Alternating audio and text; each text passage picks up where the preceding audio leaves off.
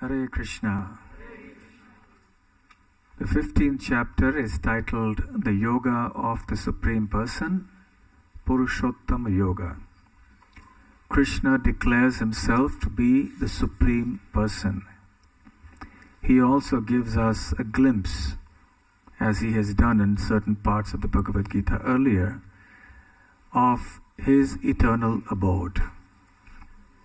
And this hint is given here in the 6th verse of this 15th chapter. Na tad bhasayate suryo, na shashanko na pavakaha, yad gatva na nivartante, tad dhama paramam mama.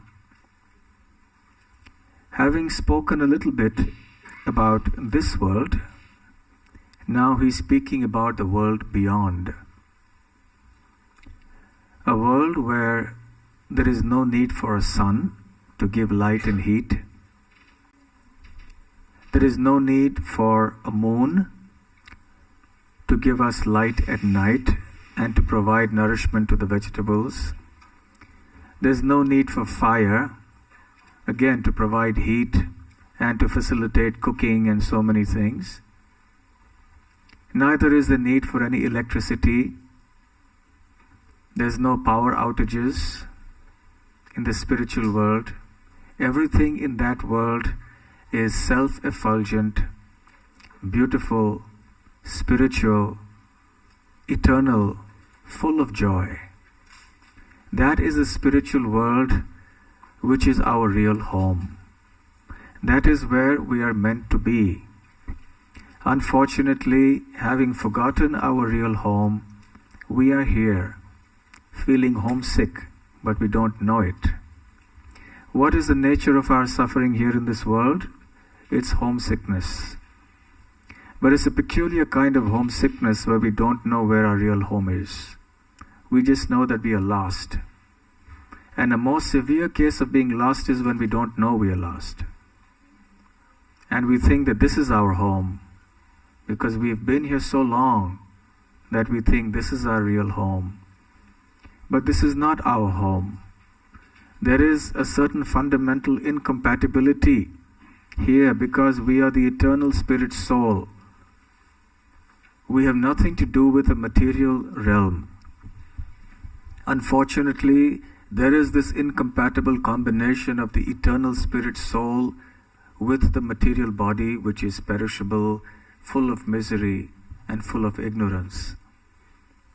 So Krishna is telling us of another realm of existence, of a world that is beyond this material world, a world that is eternally existing, that is full of bliss, where we can constantly be in Krishna's association, the spiritual world, the Vaikuntha world.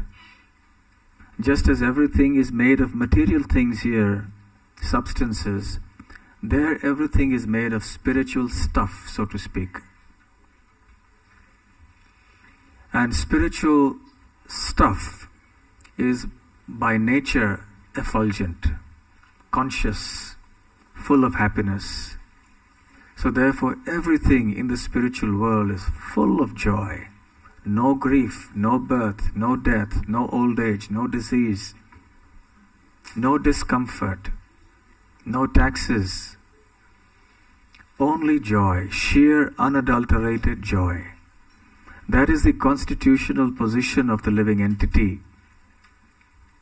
But that state can be revived only if we revive our constitutional position, which is that of eternal service to Krishna.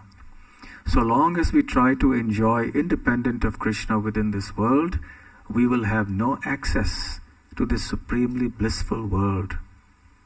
So Krishna is playing the flute, calling us, come, come. I have such a beautiful home for you. And you are here suffering in the cycle of birth and death in this material world. What a tragedy. Unfortunately, we don't think it's a tragedy that we are here in this miserable material world.